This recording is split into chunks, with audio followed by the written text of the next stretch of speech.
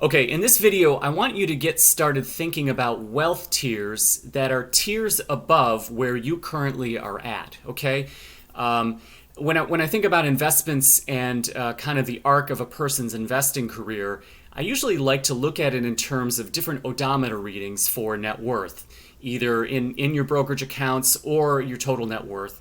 I always think of kind of, $10,000 as a major preliminary kind of net worth goal, $20,000, $50,000, $100,000, and then tiers beyond that up to $1 million. And then obviously there's tiers that go to infinity, right? This game never ends.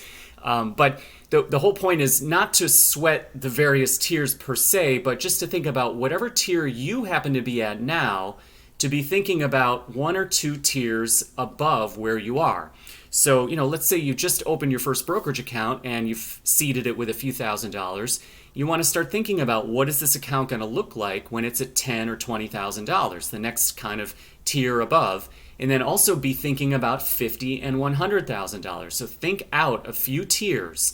Now, this action, you could make the argument that this is just being dreamy, right? But really what I'm trying to get you to do is to think about the specific shape of that portfolio, what it might look like, what kinds of challenges or opportunities might the portfolio have in the future that might impact the kinds of decisions you might be making now. For example, a $10,000 portfolio, it's tailor-made for basic low-fee index products, but a $100,000 portfolio, even if it's indexed in S&P 500, it's going to start throwing off, a few $1,000s a year.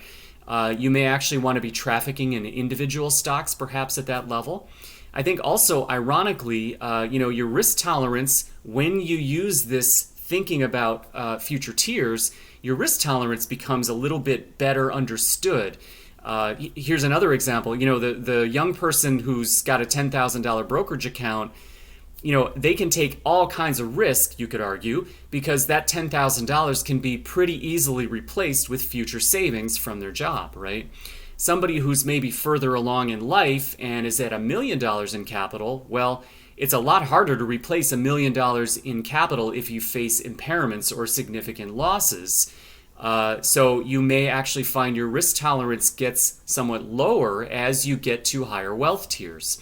The act of thinking about it, though, gets you to think about the nature of risk. And so there's sort of a secondary benefit of doing that, okay?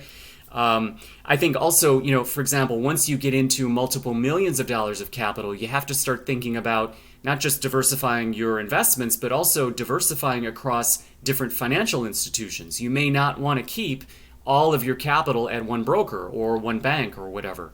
So this is another type of challenge that the person at $10,000 doesn't really have to think about, but may want to ruminate on this issue down the road. So you're starting to think about challenges and issues that are hypothetical at this point, but in the future they won't be hypothetical, and so you'll be a little bit more prepared as a result. The final point I want to leave you with is that this act of thinking about, whatever wealth tier you're at, to think about future tiers that you will reach, there's an element of it being self-fulfilling. If you think it's impossible for you to become, a millionaire, to have $100,000 in capital, again, wherever you happen to be, if you think the next tier is not possible, you're going to probably be right.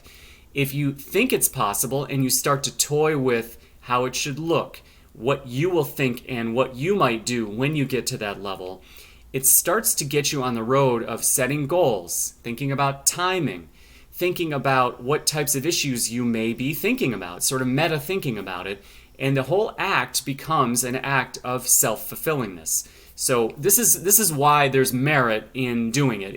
It gets you to look downfield. It actually makes it more likely that you'll hit those future wealth tiers. Okay? That's all for today. Thanks for watching.